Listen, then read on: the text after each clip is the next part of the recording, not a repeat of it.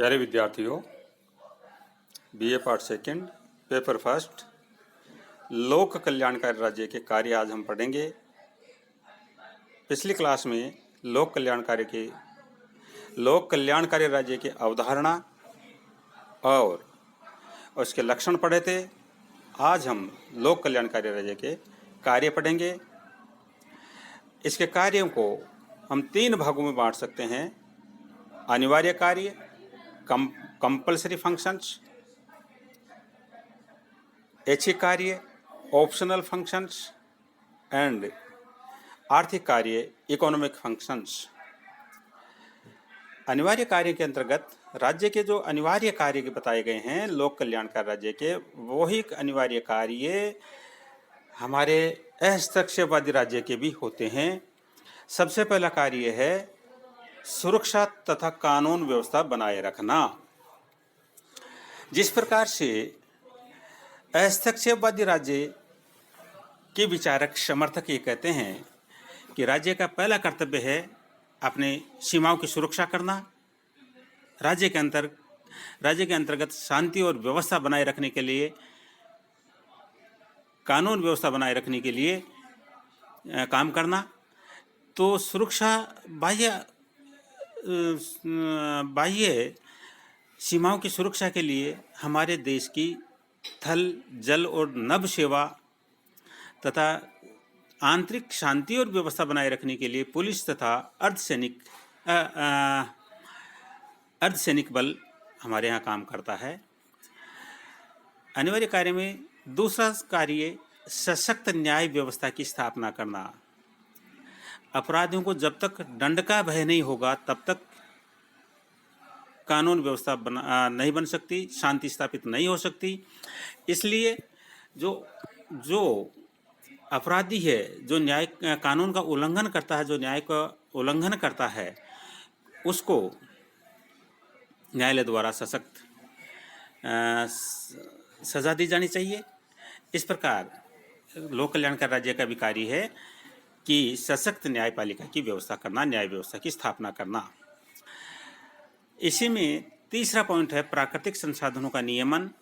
प्राकृतिक संसाधन जो भी हैं, चाहे पर्यावरण हो, जल हो, भूमि हो, खनिज हो, उनका संधारण, संसाधनों का नियम बना के, कानून बना के, खनिज को, जो आजकल अवैध खनिज का काम ज़्यादा चल रहा है, इन सब पे कानून बनाकर राज्य द्वारा नियंत्रण स्थापित किया जाना चाहिए, नीतियाँ बनानी चाहिए। नेक्स्ट पॉइंट है नीतियाँ, योजनाओं, अन्य विधानों का निर्माण। राज्य नीतियाँ बनाए, विकास के लिए योजनाएं बनाए और अन्य विधानों का निर्माण करके नीतियों में, योजनाओं में हमारा राज्य कल्याणकारी राज्य, जिस प्रकार से भारत में 5 वर्षीय और 1 वर्षीय योजनाएं बनाई जाती हैं, अपने चहुमुखी विकास के लिए नीतियों का निर्माण किया जाता है, योजनाओं का निर्माण किया जाता है। वो कार्य अनिवार्य कार्य के अंतर्गत लोक कल्याणकारी राज्य के आते हैं। लोक कल्याणकारी राज्य के अनिवार्य कार्यों में अगला पॉइंट है मौद्रिक नीति प्रबंध। मौद्रिक नीति से संबंधित कल्याणकारी राज्य जो है नीति बनाए, उसका नीतियों का उसके मुद्रा का अवमूल्यन न हो, उसमें माप और तोल से संबंधित नियम बने एवं जाली तथा नकली नोटों की व्यवस्था देश के अंतर्गत नहीं होनी चाहिए, नहीं मिलने चाहिए। ऐसी नीति हमारे कल्याणकारी राज्य बनाता है। लोक कल्याणकारी राज्य के अगला पॉइंट है अंतर्राष्ट्रीय संबंध बनाना। अनिवार्य कार्य के अंतर्गत हमारे जो भी कल्याणकारी राज्य है उसके आसपास के जो पड़ोसी राष्ट्र हैं तथा अन्य राष्ट्रों से अच्छे संबंध स्थापित करने का प्रयास करता है। अन्य राष्ट्रों से व्यापार और वाणिज्य के लिए तथा शिक्षा के लिए एक दूसरे से संबंध स्थापित करते हैं। ये लोक कल्याणकारी राज्य का कार्य है। लोक कल्याणकारी राज्य का अनिवार्य कार्यों के अंतर्गत अगला पॉइंट है मानव अधिकार संरक्षण। मानव के जीवन से संबंधित जो अधिकार हैं, मानवाधिकार से संबंधित, उनके संरक्षण के लिए भी हमारा लोक कल्याणकारी राज्य कानून बनाता है और उनका संरक्षण करता है। लोक कल्याणकारी राज्य के अनिवार्य कार्य के अलावा ऐच्छिक कार्यों के अंतर्गत ऑप्शनल फंक्शंस के अंतर्गत हम देखते हैं सामाजिक समानता हेतु प्रयास करना। समाज में शुरू से ही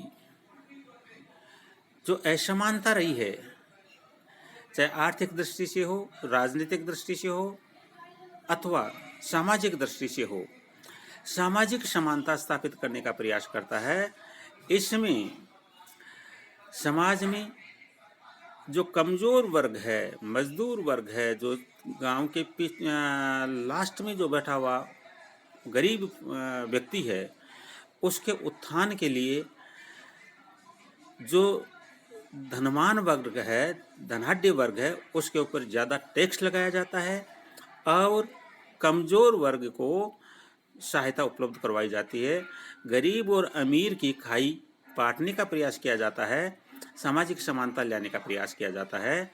ये ऐच्छिक कार्य के अंतर्गत आता है। दूसरा कार्य ऐच्छिक कार्य के अंतर्गत सामाजिक न्याय की स्थापना करना। समाज में जो कमज़ोर वर्ग के साथ में अन्याय होती है, उस अन्याय को रोकने के लिए सामाजिक न्याय की स्थापना करने का काम राज्य द्वारा कानून बनाकर किया जाता है। सामाजिक सुरक्षा प्रदान करना। समाज में जो कमज़ोर वर्ग के साथ अन्याय होता है, उसको राज्य द्वारा सुरक्षा प्रदान की जाती है। और जैसे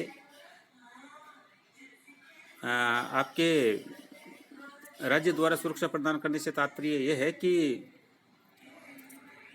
आपके जो कमज़ोर वर्ग है उसको विभिन्न प्रकार के कानून बनाकर संरक्षण प्रदान किया जाता है। नेक्स्ट पॉइंट है सामाजिक बुराइयों पर नियंत्रण करना।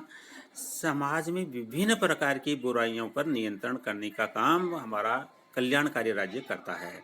जैसे सती प्रथा है, मृत्यु बोझ है, बहुविवाह है, छुआछूत है, इस प्रकार के जो बीमारियां हैं, ऊंच नीच है, वर्ग भेद है, जाति भेद है, ऐसी जो बुराइयां हैं उन पर राज्य कानून बनाकर नियंत्रण स्थापित करता है। अगला पॉइंट है जनोपयोगी सेवाओं का प्रतिपादन करना। जनता के उपयोग से संबंधित जो सेवाएं हैं वो कल्याणकारी राज्य जनता को उपलब्ध करवाता है। जैसे सड़क है, रेल है, टेलीफोन है, बिजली है, जल है, आदि सुविधाएं हमारा लोक कल्याणकारी राज्य के ऐच्छिक कार्यों के अंतर्गत शामिल होते हैं। फिर ऐच्छिक कार्यों में शिक्षा सर्वोत्तम साधन है विकास का। जिस समाज में शिक्षा है वो समाज विकास करता है और जिस समाज में शिक्षा का अभाव है वो समाज पिछड़ जाता है। इसलिए शिक्षा के लिए कल्याणकारी राज्य अनिवार्य एवं निःशुल्क शिक्षा के लिए कानून बनाता है, प्रयास करता है। और कल्याणकारी राज्य जो हमारा है वर्तमान समय में गरीब बच्चों को मिड डे मील के द्वारा शिक्षा की तरफ आकर्षित करने का प्रयास करता है। महाविद्यालय, विश्वविद्यालय, विद्यालय, वाचनालय, पुस्तकालय आदि खोलकर शिक्षा का प्रचार प्रसार किया जाने का प्रयास करता है। ऐच्छिक कार्यों के अंतर्गत अगला कार्य है लोक स्वास्थ्य की सुरक्षा। लोगों का स्वास्थ्य अच्छा हो, किसी प्रकार के वो बीमारी से ग्रसित न हो, इसलिए लोक कल्याणकारी राज्य इस प्रकार के कार्य करता है। लोक कल्याणकारी राज्य में ये कहा जाता है व्यक्ति को केवल जन्म लेना पड़ता है, जन्म से पहले से ही कल्याणकारी राज्य चिंता करने लग जाता है। जब गर्भावस्था में बच्चा होता है तो कल्याणकारी राज्य ये सोचता है कि आने वाला शिशु स्वस्थ और स्वस्थ आए, तो ऐसे में उसका टीकाकरण किया जाता है। गर्भवती माताओं को टीकाकरण किया जाता है। उसके बाद में औषधालय हैं, बीमारी में चिकित्सालय हैं। वर्तमान समय में कल्याणकारी सरकारें दवाइयाँ और डॉक्टर्स, अस्पताल निःशुल्क दवाएं भी उपलब्ध करवाई जाती हैं। इस प्रकार हमारा लोक कल्याणकारी राज्य कार्य लोक स्वास्थ्य के संबंध में कार्य करता है। विभिन्न प्रकार के टीकाकरण, मनोरंजन की व्यवस्था, लोक कल्याणकारी राज्य मनोरंजन की भी व्यवस्था करने का प्रयास करता है।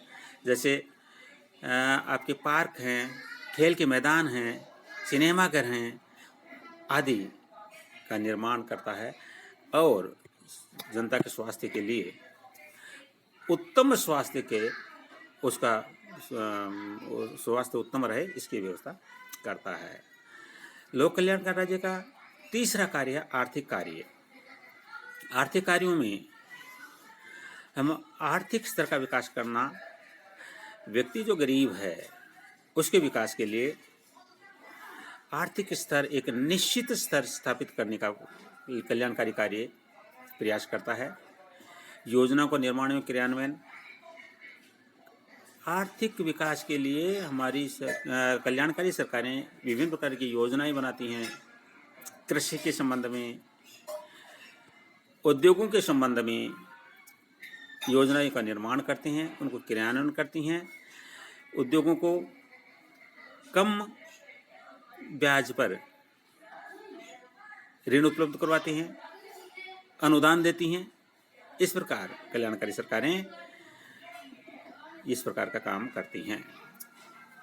आर्थिक कार्य के अंतर्गत कृषि का विकास के संबंध में कल्याणकारी राज्य कार्य करते हैं। कृषि के विकास के संबंध में जो आधुनिक बीज हैं उसके बारे में शोध करवाते हैं। खरपतवार को मिटाने के लिए विभिन्न प्रकार के राज्य द्वारा या कृषि के विकास के लिए काम किए जाते हैं। यहाँ पर बीज वितरण, बीज निःशुल्क वितरण, तारबंदी करवाना, खेती के, क्योंकि भारत में, हमारे देश में 70% जनसंख्या कृषि पर निर्भर करती है और वर्तमान समय में कोविड-19 जब आया, लॉकडाउन हुआ, तो ऐसे में कृषि ही और उद्योग धंधे सब बंद हो गए। कृषि ही एक ऐसा क्षेत्र था जिसने विकास किया है। इसलिए कल्याणकारी सरकारें कृषि पर विशेष ध्यान देती हैं। उद्योगों का विकास, उद्योगों के विकास के लिए भी योजनाएं बनाती हैं। उद्योगों में आपके उद्योग धंधा लगाने के लिए लोगों को कम ब्याज पर ऋण उपलब्ध करवाते हैं उद्योगपतियों को, एवं जमीन उपलब्ध करवाते हैं। जमीन के साथ साथ उद्योगों के विकास के लिए अन्य संसाधनों का विकास भी हमारी कल्याणकारी सरकार द्वारा किया जाता है। व्यापार व वाणिज्य का नियमन, व्यापार व वाणिज्य का नियमन भी हमारी कल्याणकारी सरकार करते हैं। व्यापार से संबंधित जो व्यापार से संबंधित व्यापारियों को सहयोग प्रदान किया जाता है एवं उच्च गुणवत्ता के खाद्यान्न, अन्य सामान और मापतोल आदि के बारे में नियम बनाए जाते हैं। नेक्स्ट पॉइंट है पूंजी का समान वितरण। गरीब व्यक्ति जो होता है वो अमीरों की बराबरी नहीं कर सकता। जो अधिक पैसे वाले हैं, पूंजीपति वर्ग है, उसके ऊपर सरकार द्वारा ज़्यादा कर लगाकर धन इकट्ठा किया जाता है और कल्याणकारी योजनाओं में गरीबों के कल्याण के लिए, मजदूरों के कल्याण के लिए योजनाएं बनाकर उनका जीवन स्तर सुगम बनाने के लिए उनके ऊपर खर्च किया जाता है। नेक्स्ट एवं लास्ट पॉइंट है मजदूर तथा कमजोर वर्ग का कल्याण। मजदूर वर्ग है उससे संबंधित उनके कल्याण के लिए, कमजोर वर्ग के कल्याण के लिए कल्याणकारी सरकार द्वारा कानून बनाया जाता है। पहले मजदूरों का शोषण होता था, मजदूरों को काम के घंटे निश्चित नहीं थे, कम मजदूरी दी जाती थी तो उनका शोषण होता था। अब काम के घंटे निश्चित कर दिए गए, कार्य दशाएं सुधारी गई, न्यूनतम मजदूरी अधिनियम लाया गया। तो इस प्रकार से और कमज़ोर वर्गों के कल्याण के लिए भी सरकार बहुत सारे काम करती है। 14 वर्ष से कम उम्र के बच्चों को जो सशर्म जहाँ ज़्यादा शर्म लगती है, ज़्यादा कठोर वहाँ उद्योगों में काम करने के लिए मना किया गया है, कानून बना हुआ है। 14 वर्ष से कम उम्र के बच्चों को आप कठोर काम नहीं दे सकते। इस प्रकार से हमारी कल्याणकारी सरकार विभिन्न प्रकार के जनहित में, जन उपयोग हेतु, जन कल्याण हेतु कार्य करती है। धन्यवाद।